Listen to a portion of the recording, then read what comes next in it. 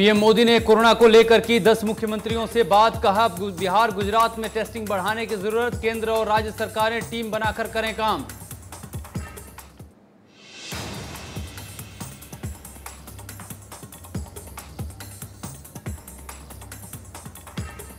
पंजाब सरकार ने केंद्र से आर्थिक मदद की मांग। पीएम के साथ मुख्यमंत्रियों की बैठक में उठाई सीएम कैप्टन अमरिंदर सिंह ने मांग। कहा कोरोना काल में पंजाब के राजस्व में आई है 50% की कमी।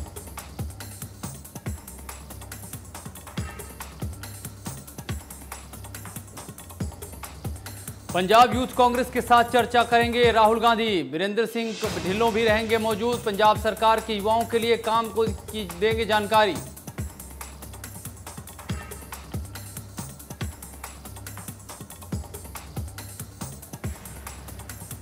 मुख्यमंत्री कैप्टन अमरिंदर सिंह ने प्रताप बाजवा के सुरक्षा वापस लेने के आरोपों को किया खारिज। कहा किसी को सुरक्षा देने पर नहीं कोई आपत्ति, पर बेवजह सुरक्षा कर्मियों की व्यस्तता रखना ठीक नहीं।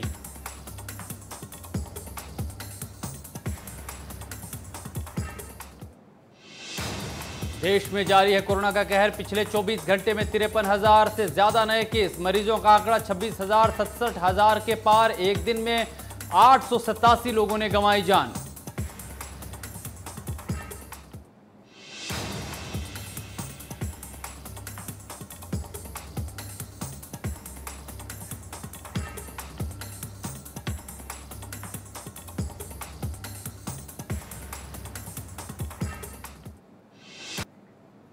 नमस्कार, मैं अमृत तिवारी और आप देख रहे हैं इंडिया न्यूज पंजाब हिमाचल। चलिए खबरों का रुख करते हैं, बात करते हैं इस वक्त की बड़ी खबर की।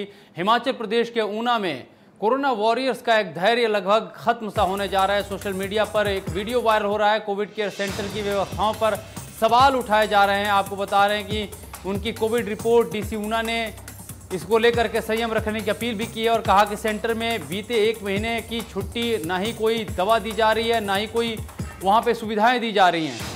आपको बता दें कि कोविड रिपोर्ट को लेकर के यह बात सामने है। डीसी ऊना ने संयम रखने की अपील भी की है इस दौरान। और ऊना में आपको बता दें कि कोविड-19 संक्रमित सैनिकों का जो धैर्य है वो लगभग खत्म हो जा रहा है। जो कोरोना वॉरियर्स हैं वो अब धैर्य खोने लगे हैं।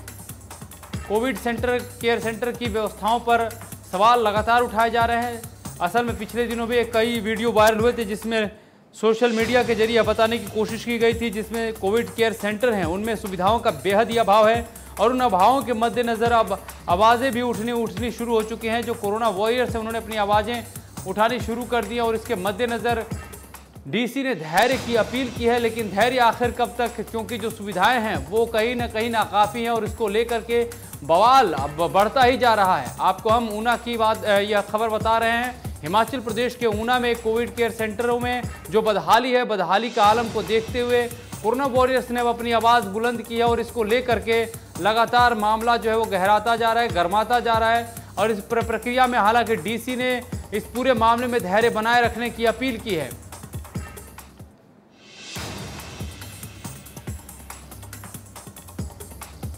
तो आपको बता दें कि कोविड केयर सेंटर में बदहाली की व्यवस्थाओं को लेकर के लगातार आवाजें उठ रही हैं।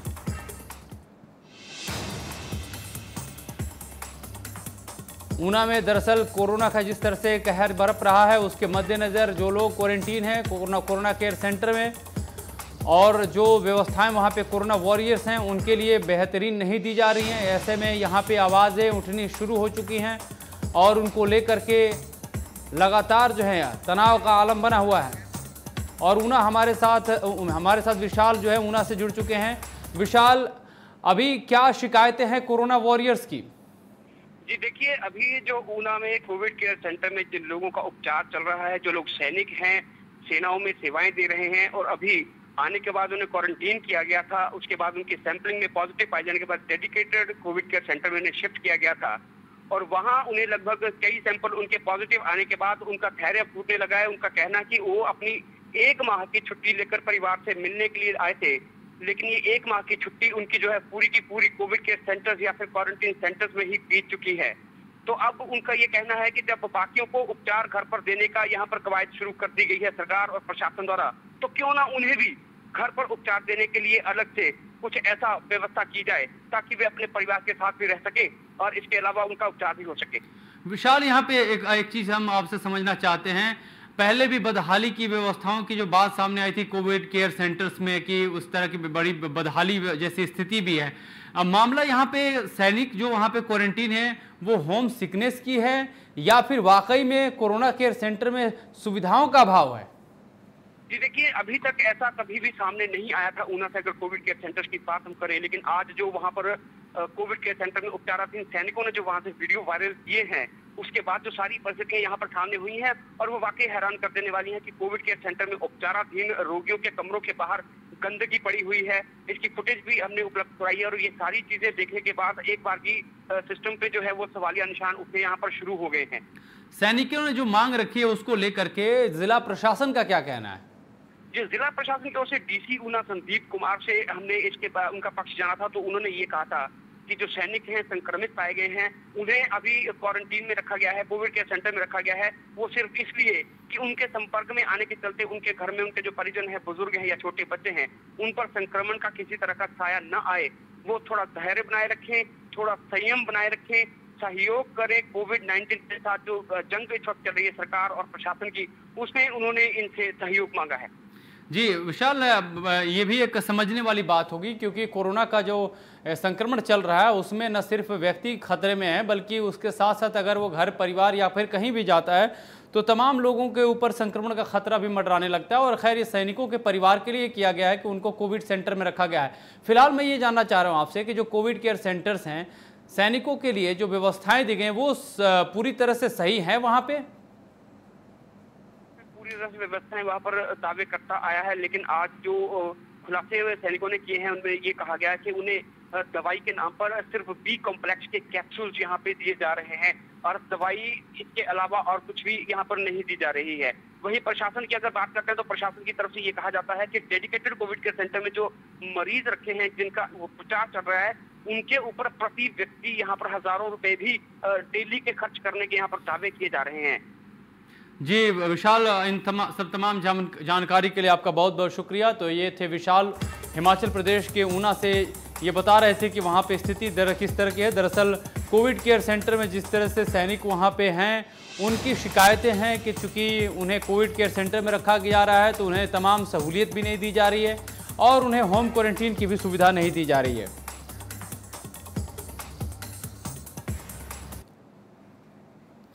वहीं एमपी संतोष सिंह चौधरी ने मंत्री हरदीप पुरी को एक पत्र लिखा है जिसमें आदमपुर एयरपोर्ट का नाम बदलने की मांग की गई है। आदमपुर को जालंधर एयरपोर्ट करने के लिए अनुरोध किया गया है। आपको बता दें कि श्री गुरु रविदास जी के नाम की भी यहाँ पे सिफारिश की गई थी।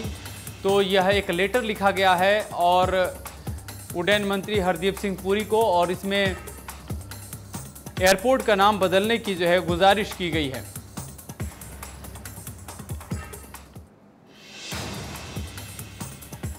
एमपी संतोष चौधरी ने उड्डयन मंत्री हरदीप सिंह पुरी को पत्र लिखा है और आदमपुर एयरपोर्ट का नाम बदलने की उन्होंने गुजारिश की है, मांग की है। आदमपुर को जालंधर एयरपोर्ट करने का उन्होंने अनुरोध किया है। और आपको बता दें कि इससे पहले श्री गुरु रविदास जी के नाम पर भी एयरपोर्ट के नाम को बदलने की सिफारिश की गई थी। लगातार आपको बता दें कि एयरपोर्ट का नाम बदलने को लेकर के पत्र लिखे जा रहे हैं, अलग अलग नामों से बदलने की जो है मांग अलग अलग लोगों के द्वारा उठाई जा रही है। और इसमें जो है मामला अब आदमपुर एयरपोर्ट का नाम बदल करके जालंधर एयरपोर्ट रखने की मांग की जा रही है।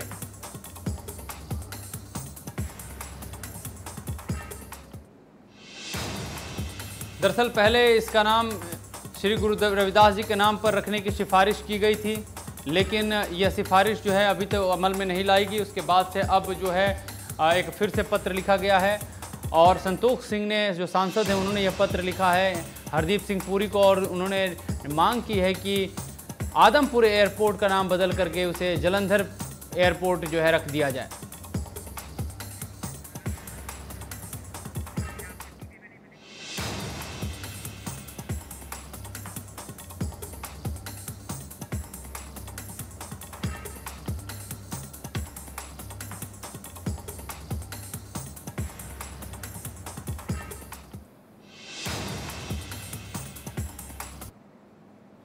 और इस वक्त जालंधर से एक बड़ी खबर आ रही है। कोरोना के संक्रमण काल में यहाँ पे बहुत ज़्यादा कोरोना के मामले एक साथ मिले हैं।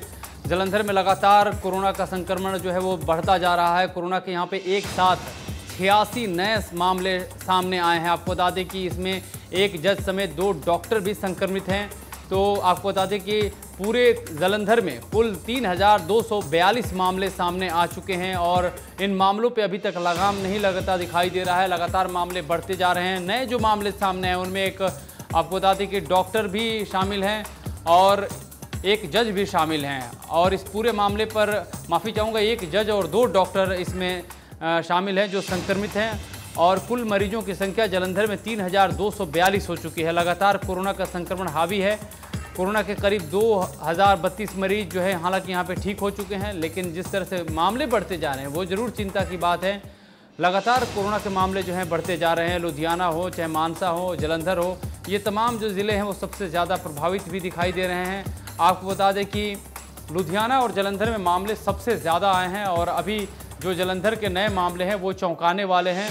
इन मामलों को देखते हुए हालांकि पहले से ज़्यादा और सतर्क रहने के लिए कहा गया है।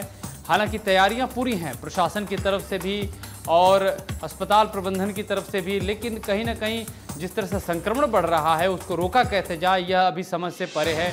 एक साथ जब 86 मामले आ गए हैं जालंधर में, नए ताज़ा मामले हैं 86, इसको लेकर के स्थिति जो है लगातार जो है कह सकते हैं कि ख़राब होती जा रही है।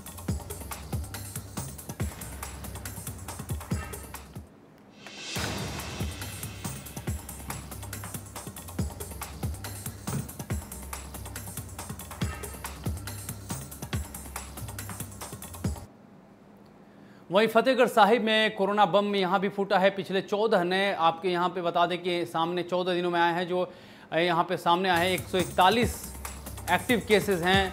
518 मामले जो हैं यहाँ पे अब तक सामने आ चुके हैं। फिरोजपुर में भी लगातार मामले सामने आ रहे हैं। 141 एक्टिव केस हैं और मामलों की संख्या में लगातार इजाफा हो रहा है। आपको बता दें फतेहगढ़ साहिब की अगर बात करते हैं यहाँ पे कुल 518 मामले सामने आए हैं। कोरोना से 5 लोगों की यहाँ पे मौत भी हो चुकी है। तो दरअसल मामले हर ज़िले, हर शहर में लगातार बढ़ते ही जा रहे हैं और इन बढ़ते हुए मामलों को देख कर के चिंताएँ जो है वो बढ़ती जा रही हैं। कहीं ना कहीं देखा जाए तो तमाम जो सुविधाएं हैं, जो तमाम सख्ती है वो भी एक तरह से काम नहीं आ पा रही है और मामलों में इजाफा देखा जा रहा है। हालांकि गनीमत ये है कि पंजाब की जो रिकवरी रेट है कोरोना को लेकर के वो काफ़ी बेहतर है और ऐसे में लोगों की जो है रोग प्रतिरोधक क्षमता जो रोगों से लड़ने की वो काफ़ी बेहतर है और ऐसे में लोगों की ज़िंदगियां भी काफ़ी हद तक बच रही हैं।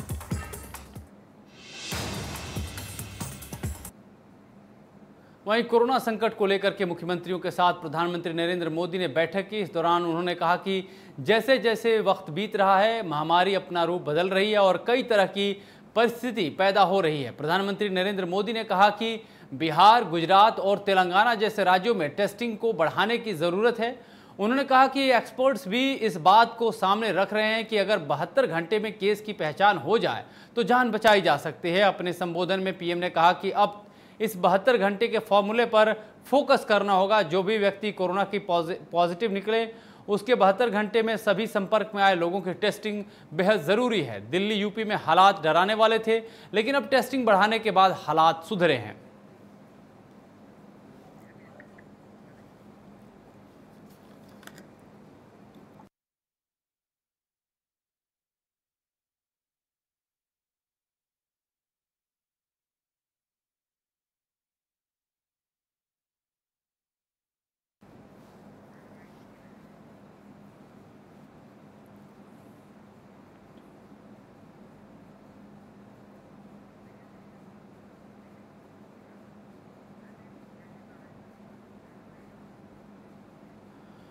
चलिए बढ़ते हैं अगली खबर की तरफ। प्रधानमंत्री के साथ मुख्यमंत्रियों की बैठक में मुख्यमंत्री कैप्टन अमरिंदर सिंह ने पंजाब के लिए फिजिकल पैकेज यानी आर्थिक पैकेज की मांग उठाई है। मुख्यमंत्री कैप्टन अमरिंदर सिंह ने बताया कि कोरोना के संक्रमण काल में पंजाब के राजस्व में 50% की कमी आई है, लिहाजा इस अंतर को पूरा करने के लिए केंद्र सरकार आर्थिक मदद करे। वीडियो कॉन्फ्रेंसिंग के साथ हुई पीएम के साथ बैठक में मुख्यमंत्री ने कहा कि केंद्र की तरफ से जो मदद दी जा रही है वह नाकाफी है। उन्होंने कहा कि गृह मंत्रालय की तरफ से स्टेट डिजास्टर रिलीफ फंड पर 35% का कैप रखा गया है और यह राज्य के लिए काफ़ी नहीं है। इस दौरान मुख्यमंत्री ने कहा कि यूजीसी के अनिवार्य तौर पर सितंबर तक कराई जाने वाली परीक्षाओं के फैसले की भी समीक्षा की जानी चाहिए।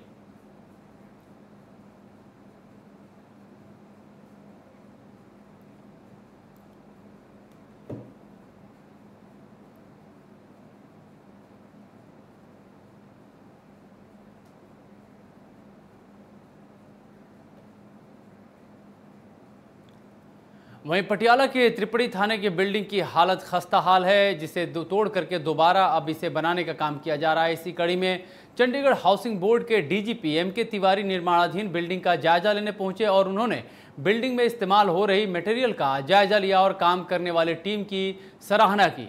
आपको बता दें कि त्रिपड़ी थाना 2 करोड़ की लागत से बनाया जा रहा है। इसे दिसंबर तक तैयार किया जाएगा। इस दौरान डीजीपी एम.के. तिवारी ने पटियाला के एसएसपी विक्रमजीत दुग्गल और उनकी टीम का उनकी मेजबानी के लिए धन्यवाद भी दिया। आप पहले भी आप थाने की बिल्डिंग देख चुके हो पहले, ठीक है ना। इतना इम्पोर्टेंट पुलिस स्टेशन है ये पटियाला शहर का, और थाने की बिल्डिंग देख चुके हो कितना छोटा सा था और हमारे मुलाजिमों को कितनी दिक्कत हो रही थी। इसीलिए इतना कंजेस्टेड जगह पर होने के बावजूद भी हम लोग एक 4 स्टोरी फाइनली है कि 4 स्टोरी बिल्डिंग बनेगी, जिसमें डीएसपी साहब का भी ऑफिस होगा, मुलाजिमों का ऑफिस होगा और खाना के लिए काफ़ी जगह होगी, ठीक है ना। आगे फिर लेडी ऑफिसरों के लिए रहेंगे वहाँ से काफ़ी बड़ा 4 स्टोरी बिल्डिंग बनेगा। इससे हमारे मुलाजिमों की जो ऑफिस की कॉन्स्टेंसी दूर हो जाएगी और डीएसपी साहब का भी कोई डीएसपी उनके रहने की नहीं। इसलिए बगल में कहीं थाना को शिफ्ट करवाकर और काम जोर शोर से चल रहा है ताकि जितनी जल्दी हो सके थाना को हैंडओवर कर सके। वहीं होशियारपुर में विधायक पवन कुमार आदिया के घर के बाहर यूटी कर्मचारी अपनी मांगों को लेकर के प्रदर्शन किए। विधायक को अपनी मांगों को लेकर उन्होंने एक मांग पत्र भी सौंपा। प्रदर्शनकारियों का कहना है कि पिछले लंबे वक्त से कच्चे कर्मचारियों को पक्का करने को लेकर के सरकार बहाने बना रही है, साथ ही कच्चे कर्मचारियों के भत्ते में भी कटौती की गई है। वहीं विधायक पवन कुमार आदिया ने प्रदर्शन कर रहे लोगों को सरकार से बात कर समस्या हल कराने का आश्वासन भी दिया। विधायक ने कहा कि वो पूरी कोशिश करेंगे कि कर्मचारियों की समस्या जल्द से जल्द ठीक की जाए। ਮੰਗ ਪੱਤਰ ਉਹਨਾਂ ਦੇ ਕੋਲੋਂ ਜੀ ਮੈਂ ਲਿਆ ਆ ਔਰ ਮੰਗ ਪੱਤਰ ਮੈਂ ਪਹਿਲਾਂ ਵੀ ਯੂਨੀਅਨ ਦੇ ਨਾਲ ਰਿਹਾ ਕਿਉਂਕਿ ਮੈਂ ਪਹਿਲਾਂ ਯੂਨੀਅਨ 'ਚ ਕੰਮ ਕਰਦਾ ਸੀਗਾ। ਇਹਨਾਂ ਦਾ ਜਿਹੜਾ ਮੰਗ ਪੱਤਰ ਆ ਉਹ ਮੈਂ ਸੀਐਮ ਸਾਹਿਬ ਨੂੰ ਪੋਸਟ ਵੀ ਕਰਾਂਗਾ, ਆਪ ਵੀ ਜਾ ਕੇ ਦੇਵਾਂਗਾ ਤੇ ਗੱਲ ਵੀ ਬੈਠ ਕੇ ਉਹਨਾਂ ਨਾਲ ਜਿਸਲੇ ਦੇਣ ਗਿਆ ਤੇ ਕਰਾਂਗੇ। ਮੈਨੂੰ ਉਮੀਦ ਆ ਵੀ ਆਪਾਂ ਇਹ ਕਿਸੇ ਸਿੱਟੇ ਤੇ ਪਹੁੰਚਾਂਗੇ। ਮੇਰੀ ਨਜ਼ਰ 'ਚ ਇਹ ਮੰਗਾਂ ਜਿਹੜੀਆਂ ਉਹ ਜੈਨੂਇਨ ਦੀਆਂ ਲੱਗਦੀਆਂ। ਰਾਜਕੁਮਾਰ ਜੀ ਉਹਨਾਂ ਨੂੰ 13 ਨੂੰ ਮੰਗ ਪੱਤਰ ਦੇਣਾ, 11 ਜਾਂ 13 ਨੂੰ ਮੰਗ ਪੱਤਰ ਦੇਣਾ। ਆਪਾਂ ਸਾਰਿਆਂ ਨੇ ਜਿਹੜਾ ਪੈਟਰੋਲ ਪੰਪ ਹੈ ਗ੍ਰੀਨ ਫੀਲਡ ਦੇ ਉਰਲੇ ਪਾਸੇ ਚੌਂਕ ਜਿਹੜਾ ਉਹ ਚੌਂਕ 'ਚ ਇਕੱਠੇ ਹੋਣਾ, ਇਕੱਠੇ ਹੋ ਕੇ ਤੇ ਸਾਰੇ ਸਮੇਂ ਸਿਰ ਆਉਣਾ क्योंकि 8:30 बजे निकल जाते हैं। आदि साहब भी कितने आए होने मेरा ख्याल ये निकल जाते 8:30 बजे। वहीं स्कूल फीस को लेकर के मोगा के कुछ अभिभावकों ने मोगा के डीएन मॉडल स्कूल के सामने रोष प्रदर्शन किया। अभिभावकों का आरोप है कि प्राइवेट स्कूल की तरफ से बच्चों से फीस की मांग की जा रही है कि बच्चों की स्कूल फीस को जमा करवाया जाए और ये फीस सिर्फ ट्यूशन फीस ही नहीं बल्कि इसमें तमाम चार्जेज भी शामिल हैं। इसी को लेकर अभिभावकों ने बताया कि उनके बच्चों को फीस को लिए उन्हें परेशान किया जा रहा है और कहा जा रहा है कि अगर 13 अगस्त तक बच्चों की फीस नहीं दी गई तो बच्चों का नाम काट दिया जाएगा। वहीं उन्होंने कहा कि ऑनलाइन शिक्षा के नाम पर भी स्कूल अपनी मनमर्जी कर रहे हैं और कुछ पेरेंट्स ऐसे हैं जो अपने बच्चों को मोबाइल भी लेकर नहीं दे सकते। वहीं स्कूलों की ओर से पेपर लेने की बात भी कही जा रही है। पेरेंट्स ने बताया कि स्कूल की ट्यूशन फीस देने को लिए वो तैयार हैं, लेकिन जो बस और उसके अलावा तमाम जो चार्जेस हैं वो देने के लिए वे तैयार नहीं हैं।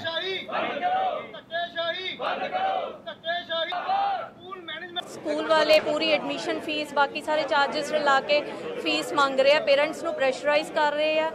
ਅਸੀਂ ਉਹਨਾਂ ਦੇ ਨਾਲ ਸਿਰਫ ਇਹ ਗੱਲ ਕਰਨ ਲਈ ਆਏ ਹਾਂ ਕਿ ਜੋ ਤੁਹਾਡੀ ਟਿਊਸ਼ਨ ਫੀਸ ਬਣਦੀ ਆ ਅਸੀਂ ਉਹ ਪੇ ਕਰਾਂਗੇ, ਬਾਕੀ ਕੋਈ ਵੀ ਐਕਸਟਰਾ ਚਾਰजेस ਅਸੀਂ ਪੇ ਨਹੀਂ ਕਰਾਂਗੇ, ਸਕੂਲ ਫੰਡਸ ਵਗੈਰਾ ਕੁਝ ਪੇ ਨਹੀਂ ਕਰਾਂਗੇ।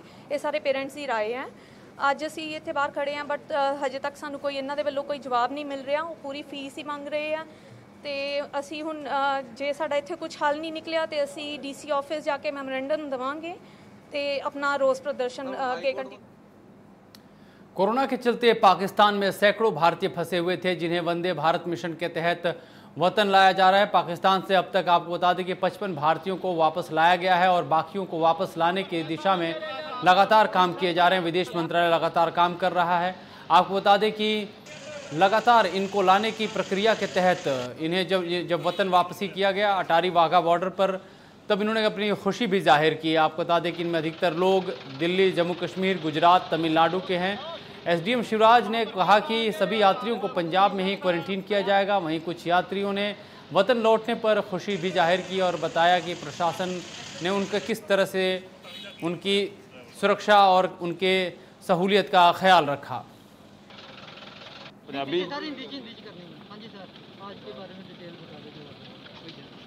आज जी 118 लोग जो इंडियन नेशनल्स अटारी के थ्रू क्रॉस करके जो है वापस इंडिया आ रहे हैं।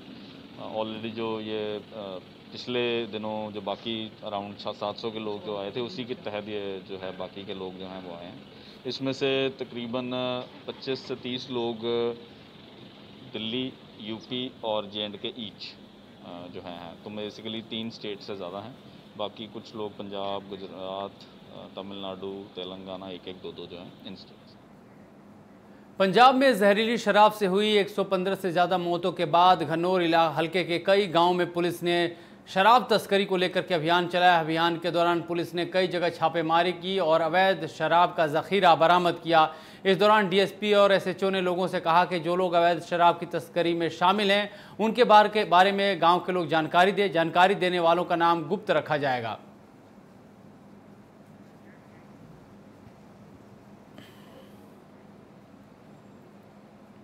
ਜਸਵਿੰਦਰ ਸਿੰਘ ਟਿਵਾਣਾ DSP ਘਨੌਰ।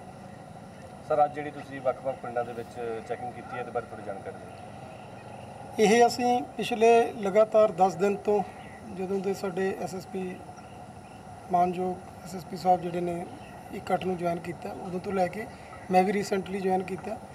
ਕੰਟੀਨਿਊਸਲੀ ਜੋ ਸਰਕਾਰ ਦੀਆਂ ਹਦਾਇਤਾਂ ਨੇ ਉਹਦੇ ਮੁਤਾਬਕ ਅਸੀਂ ਜਿਹੜਾ ਪਿੰਡਾਂ ਦੇ ਵਿੱਚ ਨਸ਼ਾ ਖਤਮ ਕਰਨ ਦੇ ਲਈ ਜਿਹੜੀ ਹੈ ਸਰਚ ਅਭਿਆਨ ਜਿਹੜਾ ਸ਼ੁਰੂ ਕੀਤਾ ਹੋਇਆ। ਇਹਦੇ ਵਿੱਚ ਸਾਨੂੰ ਬੜੀ ਵੱਡੀ ਕਾਮਯਾਬੀ ਮਿਲੀ ਹੈ। अपनी सब डिवीजन के अंदर असी पिछले 10 दिनों के 15 के करीब जोड़े ने केस रजिस्टर किए हैं। फरीदकोट में CIA पुलिस ने 5 ऐसे लुटेरों को पकड़ा है जो पिछले 2 महीनों में पुलिस की नाक में दम कर रखे थे। इस गैंग ने फरीदकोट के आसपास के ज़िले में पिस्तौल की नोक पर करीब 8 वारदातों को इन्होंने अंजाम दिया था। आपको बता दें कि पेट्रोल पंप, सुनार की दुकान, पेसेंट्री शॉप में तमाम जगहों पर इन्होंने लूटपाट की थी। लग्जरी कारें भी इन्होंने लूटी थी। पुलिस ने आरोपियों के पास से 2 कंट्री मेड पिस्टल और 16 जिंदा कारतूस समेत 3 मैगजीन, जाली कार की नंबर प्लेट, सोने के गहने और 1 लग्जरी कार बरामद की है। आरोपियों को जिला श्री मुक्तसर साहिब में एक सेंटर की दुकान पर पिस्तौल की नोक पर लूटपाट करते वक्त इन्हें CCTV कैमरे में देखा गया था। पुलिस अब आरोपियों से पूछताछ कर रही है।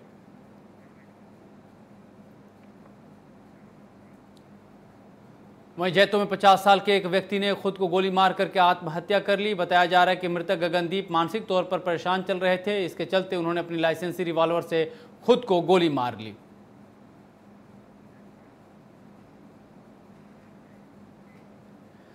चलिए बढ़ते हैं अगली खबर की तरफ। जैसे जैसे टेक्नोलॉजी का ज़माना आगे आता जा रहा है वैसे वैसे लोग पंजाबी विरसे को भूलते जा रहे हैं। इसी कड़ी में फिरोजपुर में एक परिवार सब कुछ होने के बावजूद भी कच्चे कोठों में रहकर अपना विरसा संभाले बैठे हैं। जानकारी देते हुए महेंद्र कौर ने बताया कि वे यहाँ पिछले 50 सालों से रह रही हैं। तस्वीरों में आप देख सकते हैं कि किस तरह इन कच्चे मकानों को मिट्टी के साथ लीपन कर सुंदर सुंदर फूल बूटियाँ लगाई गई हैं और छत पर जाने के लिए कई लोहे या सीमेंट की सीढ़ी नहीं बल्कि मिट्टी की ही सीढ़ी बनाई गई है। इतना ही नहीं, घर को 4 चांद लगाने के लिए पुरानी लालटेन घड़े रखे हुए हैं।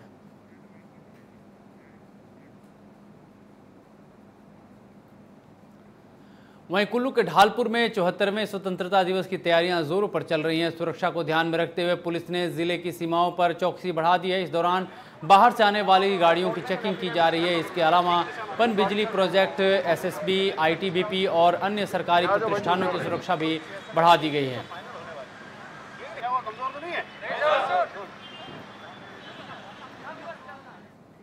वहीं ऊना में बारिश की वजह से जलभराव की समस्या से सभी लोग परेशान हैं। कई बार प्रशासन को समस्या से अवगत कराया जा चुका है, इसके बावजूद समस्या का समाधान नहीं हुआ है। इस दौरान पूर्व बीजेपी प्रदेश अध्यक्ष सतपाल सिंह सत्ती ने प्रभावित क्षेत्रों का जायजा लिया। इस दौरान उनके साथ लोक निर्माण जल शक्ति विभाग के अधिकारी भी मौजूद रहे। सत्ती ने मुख्यमंत्री जयराम ठाकुर से समस्या के समाधान को लेकर विचार विमर्श भी किया।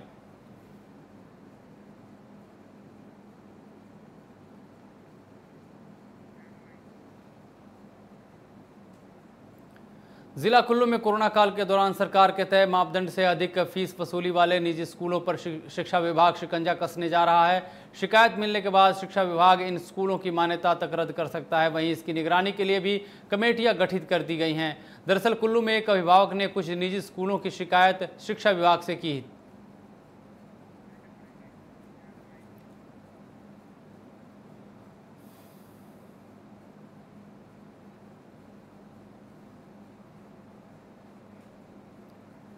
तो इस बुलेटिन में फिलहाल इतना ही। आप देखते रहिए इंडिया न्यूज़ पंजाब हिमाचल।